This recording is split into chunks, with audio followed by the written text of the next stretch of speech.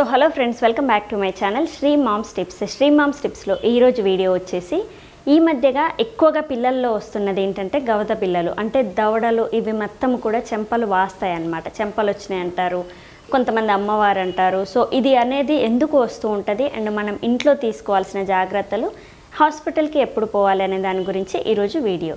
So రీసెంట్గా మా బాబుకి ఒక 10 days బ్యాక్ వచ్చి తగ్గింది. దాని తర్వాత మా పాపకి నిన్నటి నుంచి స్టార్ట్ అయింది. సో ఇంట్లో ఒకరికి వస్తే వాళ్ళ నుంచి ఏమైనా తుమ్మినప్పుడు దగ్గినప్పుడు ఆ వాటర్ అనేది పడుతుంది కదా, సో అవి టచ్ చేసినప్పుడు లేదా డైరెక్ట్ ఆ వాటర్ అనేది మన మీద పడ్డప్పుడు ఆ వైరస్ అనేది పిల్లలకి ఒక పిల్లల నుంచి ఇంకో పిల్లలకు కూడా వస్తూ ఉంటుంది అన్నమాట.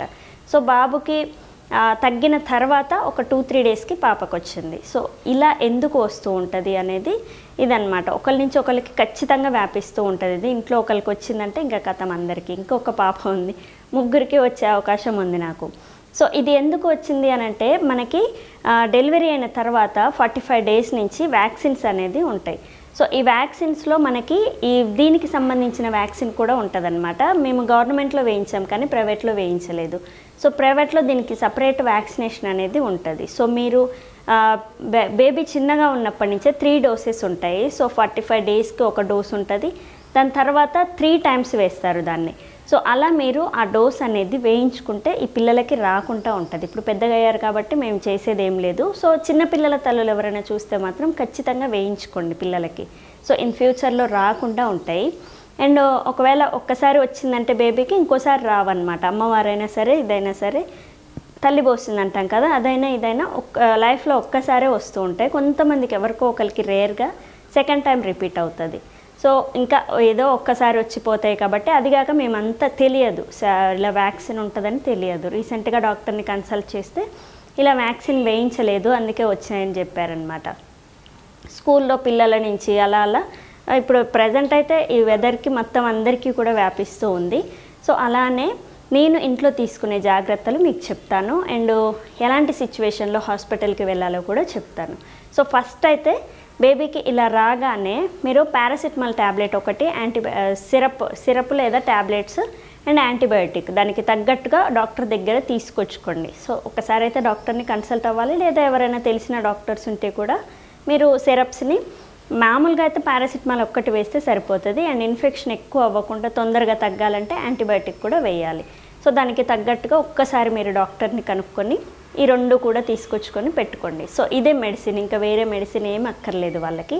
అండ్ వెనకటికి మన అమ్మ వాళ్ళు అంతా కూడా గంధం పెట్టి బొట్లు పెట్టి ఇలాంటివన్నీ చేసేవాళ్ళు అనమాట. చాకు టచ్ చేసేవాళ్ళు, అవన్నీ ఏమీ చేయొద్దండి, అలాంటివన్నీ చేయొద్దు, ఇన్ఫెక్షన్ ఎక్కువ అవుతుంది. సో మెడిసిన్తో తొందరగా తక్కువ అవుతుంది. నొప్పి అనేది తగ్గడానికి ఈ పారాసిటమాల్లో పెయిన్ని రిలీఫ్ చేసేది కూడా ఉంటుంది కాబట్టి సో మీరు ఇది ఒక్కటి పోసినా సరిపోతుంది.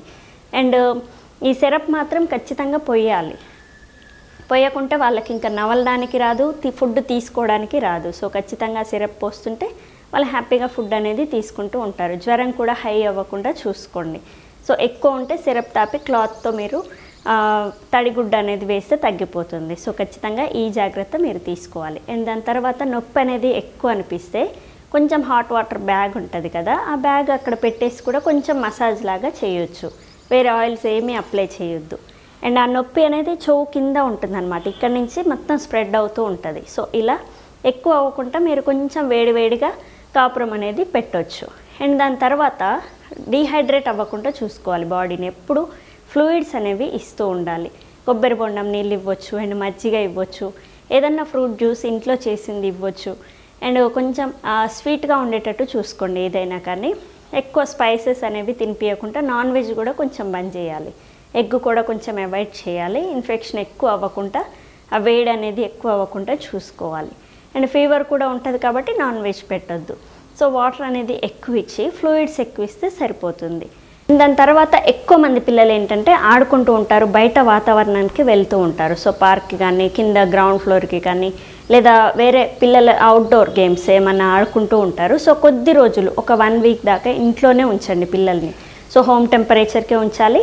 అండ్ మన పిల్లల ద్వారా వేరే వాళ్ళకి రాకుండా చూసుకోవాలి. సో మనం వేరే వాళ్ళ నుంచి వచ్చినందుకు ఎలా తిట్టుకుంటామో మన పిల్లల నుంచి వస్తే వాళ్ళు కూడా అలానే సఫర్ అవుతారు, తిట్టుకుంటారు. ఎందుకు వచ్చినా కూడా మన పిల్లల్ని మనం ఇంట్లోనే ఉంచుకోవాలి. అండ్ బయటికి తీసుకపోతే కూడా ఆ వెదర్కి పెయిన్స్ అనేవి ఎక్కువ అయిపోతూ ఉంటాయి అండ్ వాపు కూడా ఎక్కువ వస్తుంది. సో ఖచ్చితంగా ఇంట్లోనే ఉంచి తొందరగా క్యూర్ అవుతుంది. ఆ వాతావరణంకి వెళ్ళకుండా కంప్లీట్ బెడ్ రెస్ట్ ఇవ్వండి పిల్లలకి. సో ఎలాంటి పనులు చెప్పకుండా కంప్లీట్గా ఫుడ్ ఇస్తూ కాసేపు అరగడానికి అటు ఇటు వాకింగ్ చేయించి ఎప్పుడు కూడా కంప్లీట్ బెడ్ రెస్ట్ ఎవరైతే ఇస్తారో వాళ్ళకి తొందరగా క్యూర్ అవుతుంది. బయటకు తిప్పి అటు ఇటు చేసిన వాళ్ళకి మాత్రం ఎక్కువ అయిపోతూ ఉంటుంది. 1 వీక్ పట్టేది 10 డేస్ అలా పడుతూ ఉంటుంది. ఇలా ఇంట్లో ఉంచితే తొందరగా తగ్గిపోతుంది 3-4 డేస్లో. మా బాబుకైతే 3 డేస్ వరకు ఉంది ప్రాబ్లం. ఇప్పుడు పాపకి నిన్న స్టార్ట్ అయింది, ఈరోజు ఇంకా లేవలేదు. అంటే తనకు అంత ప్రాబ్లం అయితే ఏం లేదు. సో కంప్లీట్ రెస్ట్ అయితే ఇస్తున్నాను నేను. లేసాక కొంచెం ఇడ్లీ ఇలాంటిది ఏమైనా పెడతాను. సో సాఫ్ట్గా అరిగేయి కొంచెం ఫుడ్ ఐటమ్స్ ఇస్తే సరిపోతుంది. సో దాని తర్వాత పిల్లలకి ఎక్కువగా హాస్పిటల్కి ఎప్పుడు తీసుకెళ్ళాలంటే ఎక్కువ హెవీ ఫీవర్ ఉండడం, ఎంత సిరప్ పోసినా తగ్గకపోవడం అండ్ పెయిన్ అనేది ఎక్కువ ఉండి వాళ్ళు ఫుడ్ తీసుకోకుండా నీరసం అయిపోతున్నారనుకోండి, అప్పుడు మాత్రం హాస్పిటల్కి తీసుకెళ్ళాలి. సో దీనికి అంత పెద్దగా హాస్పిటల్కి తిప్పాల్సిన పని ఏం లేదు. సో ఈ సిమ్టమ్స్ ఏమీ లేనప్పుడు మీరు ఇంట్లోనే ట్రీట్మెంట్ అనేది చేసుకోవచ్చు. సో చూస్తారు కదా ఈరోజు వీడియో. ఈ గవద బిళ్ళలు అనేవి ఎక్కువగా వస్తూ ఉన్నాయి. మా ఇంట్లో కూడా ఈ సిచ్యువేషన్ ఉంది కాబట్టి ఈ వీడియో అనేది షేర్ చేశాను. సో నా ఎక్స్పీరియన్స్ అనేది మీకు షేర్ చేస్తున్నాను. సో ఖచ్చితంగా ట్రై చేయండి. సో చూస్తారు కదా ఈరోజు video and thank you. Please subscribe my channel Shri moms tips. Thank you.